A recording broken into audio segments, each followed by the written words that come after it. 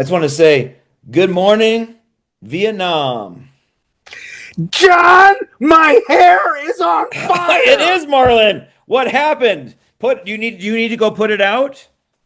No, I want to leave. I'm just going to leave it flaming all day long and hope someone comes up to me with a hot dog on a stick and a marshmallow and toasts off of my flaming head. Yeah, it seems to be more aflame than yesterday somehow. Or 2 days ago, whenever that was. 2 days ago. It needed some rest, and now it's back to So its the, full flame. so this is you're manifesting our odd days ethos, I think. Well, keep it odd. Yeah, keep it on. Because it's like lead a life that's going to be interesting for others. Yeah, and you've done a lot of that in so many ways, and I think it's I said good morning Vietnam. You are where exactly now I am in Nha Trang, Vietnam. I've now biked 258 miles from where I started, and I'm headed to Saigon, which is what they call it here. The Americans, I don't know, they called it Ho Chi Minh City, but the Vietnamese still call it Saigon. And it's Tet. Tet's coming up on the 17th. And so when we do New Year's, it's just one night, drinking and some fireworks. When Vietnam, or actually all of the nations that celebrate the Lunar New Year, speaking in Vietnam, there's all kinds of activities. They're getting painting jobs done. They're doing massive cleaning on the house. There's flowers all out on the street. There's Wow. huge displays with Yeah. the fire horse. Today it's the year of the fire horse. And this is crazy. In China, Draco Malfoy from Harry Potter has become their Urtsack meme or token What? for the new year, because the name Malfoy in Chinese translates to fortunate horse. That's who Right? who knew? Well, our listeners do now. Yeah, well, that's great. Like cocktail party conversation tonight. That's amazing. Well, and you're obviously been there a while, getting a whole different view of the U.S. from outside, and I think it's always interesting to kind of get Yeah. to like as you're traveling around and talking to people. I mean, with all the stuff we talked about a couple of days ago on our first Odd Day podcast with ICE, and just the general mayhem and breakdown of everything under Trump. Like, what is the view from Asia, Southeast Asia, like that you've picked up? Well, it all depends on what algorithm they're listening to. Well, I that's mean, true. honest to God, I got into a conversation with the young gentleman. He was like in his 20s, and he thought Trump was great, but he didn't know really anything about Trump. He goes, "Oh, he's a great businessman." I'm going, "No, actually, he's a very, very bad businessman. He doesn't have any success stories. Bankrupting 3 casinos, which I think that was all just a scam for the skim. That's all of those casinos were. It was Yeah. just to take the skim. Trump steaks, Trump vodka, Trump airlines. Everything the man has touched has failed. And now he's got his hands all over America. And he wants it to fail so he can put himself on top of this heap that he has in his mind." Let's talk about that. Yeah. Let's talk about picking up kind of, from 2 days ago when I think you brought up the good point at the end as we were talking about why do goons have guns? Why does ICE carry guns? And again, the Congress is debating this week measures to rein in ICE in their activities, and we were making the point of why are they allowed to have military grade weaponry when they're doing civil enforcement? And at the end, you suggested that like some ideas of like what's the end game, and so I thought it would be good to kind of pick up where you left off and Sure. turn it's like what are your thoughts from as you look at US from miles away, and you think about it, and just what's your sense of the end game with this paramilitary force of ICE, etc.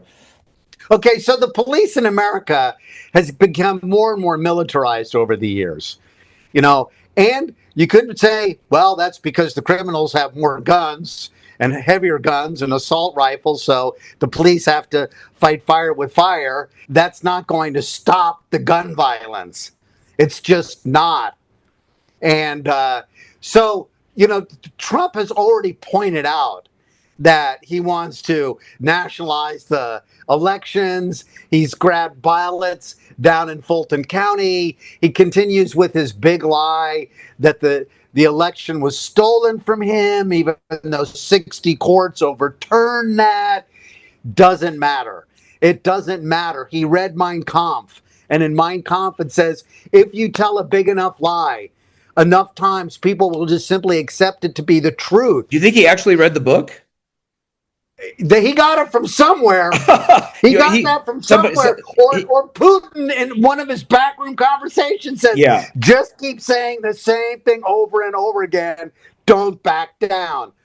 So don't apologize. Don't apologize for putting Obama's heads on apes. Don't apologize, right? That's their strategy. How about just apologize for anything that he's done? But that's just a recent egregious one here on this side of the Pacific, as you know. There's so many egregiouses. It's like people forget when he first ran in 2016, he was making fun of a man who had cerebral palsy in the audience, right? And was doing this. And it's like, my God, we have a candidate for president who's mocking someone with a disease. And yet Americans bought into it because of the illusion of this man being a success. So he's seeing that the Democrats are just cleaning up in all of the special elections. The last vote in Texas, it was like a 30-point swing. Yeah. In a deep red place. Yeah. It's like, so the bloodbath is already written on the walls, kind of like a what was that? Charlie Manson. Oh yeah, thing, right? So it's helter skelter. That's what's going on right now. So yeah, more confusion, more chaos, more outrage, more flood the zone, and then you start to really miss the bigger things that are going on, right? And so the bigger thing, obviously, one of the big things, a meta thing, is all the corruption, all the theft, all the deals with Saudi Arabia, and the selling of pardons, and the crypto schemes, and the selling access with meme coins. Yep. That's enriching Trump by billions, right? And they don't want people to focus on that, or how they're doing nothing about affordability. All the things that got them the margin of victory are being completely unattended, taking down the East Wing, and putting his name on everything. All these things rely on him keeping power, and a short-term part of that is very significant. Or the midterm elections, of course, which if things were unfettered with, they'd get wiped out.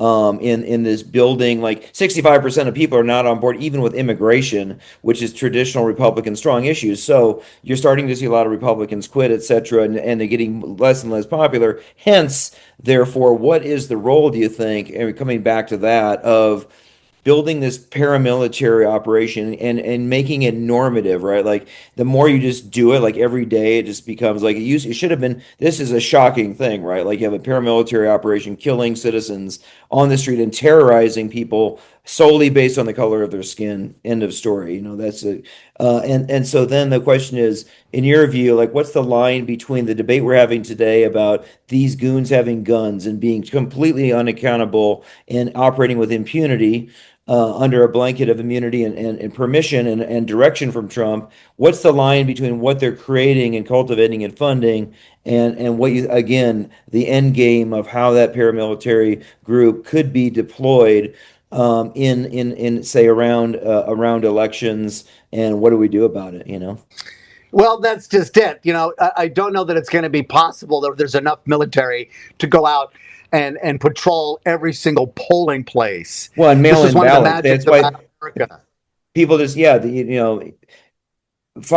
people have found ways around these attempts of voter repression pretty well.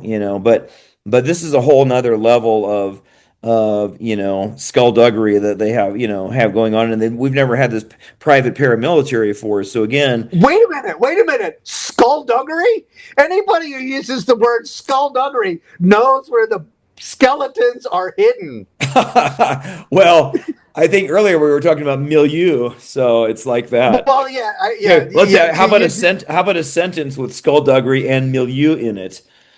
And if you can make it yeah. into a I think joke, I if you have can a make. flame even more. Well, I would say that ICE in Minneapolis and LA is certainly has been a milieu in which skullduggery can be perfected, as it leads to perhaps. Perpetuated, absolutely. And they can create whatever narrative they want. It doesn't matter.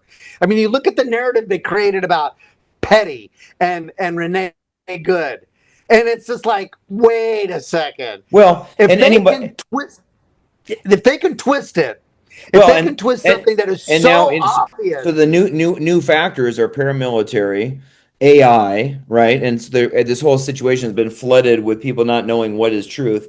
And then just anyone who's spending time online in the comment sections, there's this army of bots, or maybe there's just a small army of limited number, and they each have like 1,000 fake accounts, but they just like pillory things to try to shape the conversation in the U.S. I mean, that's why it's helpful to step outside, like Southeast Asia, for example, and see like how are people getting information that's not shaped as it is like in the U.S.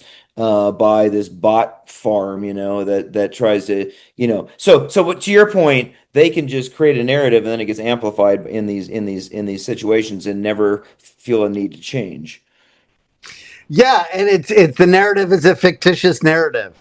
I mean, I was living and working in Southern Africa in the 80s.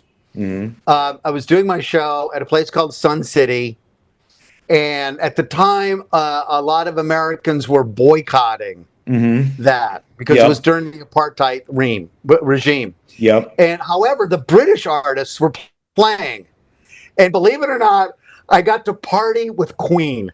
Really? Yes, really.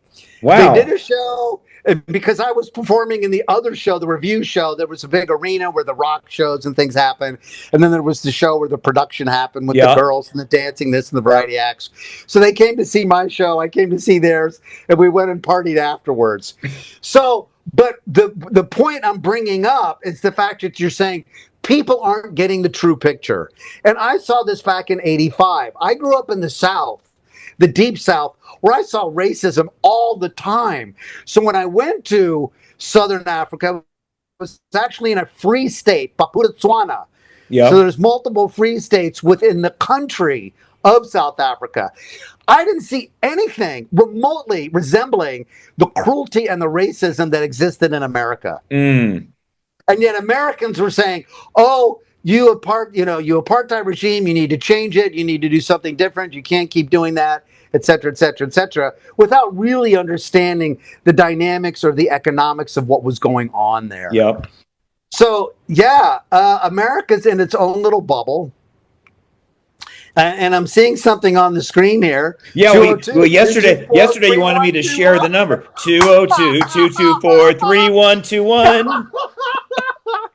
Oh, we gotta have a jingle. I think whatever anybody listening is inspired to be better represented about and try to get Republicans in Congress have a spine on election integrity, today's thing, like the bigger picture, what's really going, holding on to power to maintain corruption and grift and graft and whatever emoluments and thievery, using a paramilitary force to terrorize people as a means to that end, to stir up racism, etc. Any of the things that people want to change. That's the number to call, Marlon. You ask for your senators and your representatives. Yes. And next time when we post it, make sure you say, "This is the number to the Capitol." This is because the U.S. Someone can be looking at this saying, "Okay, if I call this, am I going to get a delivery of pizza?" Well, I mean, you got to put are you willing to fund the first 5 pizzas for the first 5 callers? Wouldn't that be a trip? Someone starts sending a whole bunch of things to the senators, right? The ones that, the GOP. You just kind of flood their zone with everything from balloon deliveries, from pizza deliveries to whatever. So all this stuff just starts showing up. But in the meantime, you can just give them a little phone call. My Send them a can of spinach. representative in Congress, by the way, is just announced this week he's stepping down because California responded to Texas and Trump's attempts to rig the elections with the 5 new seats by getting 5 new of our own with a ballot initiative, Prop 50. And we just found out our member of Congress, Kevin Kiley, is going bye-bye from our district. And we, so it's paying dividends standing up to Trump. So we have, I Yes, think, and the Supreme Court supported California's right to do that. yep. So that's been upheld, and that's why he quit. So the fact that he's stepping down means they've concluded the districts are happening. So on that, so there are positive things happening, and it's always better to take action than to not. So things Concerted change. effort over a period of time will change the direction of policy. The what was the Martin Luther King saying that's always quoted, which is the arc of history is long, but it bends towards justice. Yep. And I would say, if we truly loved our kids and thought about future generations, then it would be obvious that we need to change course drastically. So we have to keep hope. I believe that'll carry the day. Right. And I believe that if Cardi B had said that, it says the arc of history is long, but it tweaks towards justice. Tweaks or twerks. Twerks, It twerks. Twerks. It twerks. Twerks You're towards right. justice. It's twerking. It's not tweaking. We this government is not working. We need a government that's twerking.